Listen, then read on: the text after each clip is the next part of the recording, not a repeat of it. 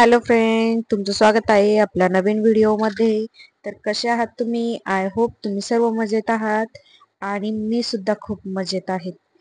तर मी कुठे चालली असा प्रश्न तुम्हाला पडलाच असेल. तर तुम्ही गेस करू शकता आणि कमेंटमध्ये सांगू शकता मी कुठे चालली. तर मी चालली आहे बाहेर. तर तुम्ही बघणारच आहे मी कुठे चालली, काय चालली. तर सध्या आता आम्ही गाडीवर 4 जण बसलेलो होतो. शौर्य, त्याचा काका, त्याचे बाबा आणि मी असे आम्ही 4 जण बसलेलो होतो. ऑब्विसली कुठे जायचं म्हटल्यावर पेट्रोल टाकावाच लागेल, म्हणून आम्ही पहिली पेट्रोल पंपावर गाडी घेतली. पेट्रोल पंपावर गाडी घेतल्यानंतर तिथे आम्ही गाडीत पेट्रोल टाकलं. पेट्रोल टाकल्यानंतर सरळ आम्ही कोटमगाव रोडला निघालो.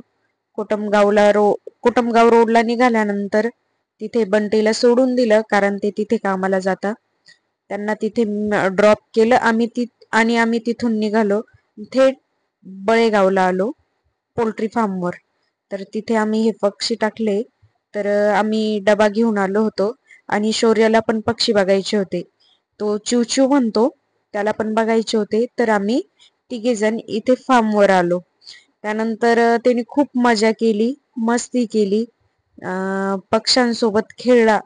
भीती तर खूप वाटते, पण पक्षी सुद्धा पाहिजे. तर तेथून शौर्याला अजिबात घरी येण्याची इच्छा नव्हती माझ्यासोबत. तर तो त्याच्या बाबांसोबत तिथे उभा होता. त्याला चाल म्हटलं तरी त्याची यायची तयारी नव्हती. तुम्ही बघू शकता. चल ऐ चल चल ना बाई, चुचुक काय, चल चल, मी चालली, बाय, मला बाय कर.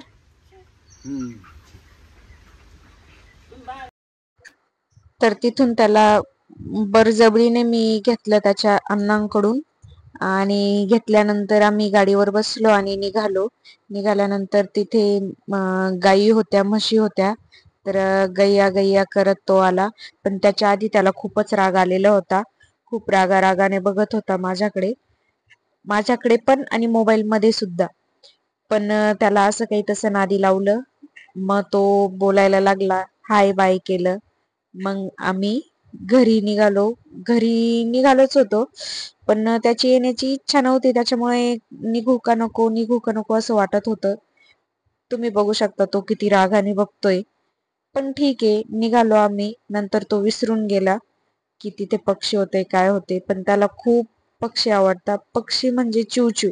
मग बकऱ्या असो किंवा पक्षी असो, काहीही असो, ते दोन्ही त्याला आवडतं. व्हिडिओ आवडला असेल तर लाईक करा, शेअर करा आणि चॅनलवर नवीन असाल तर सबस्क्राईब करायला विसरू नका. Thank you for watching. धन्यवाद.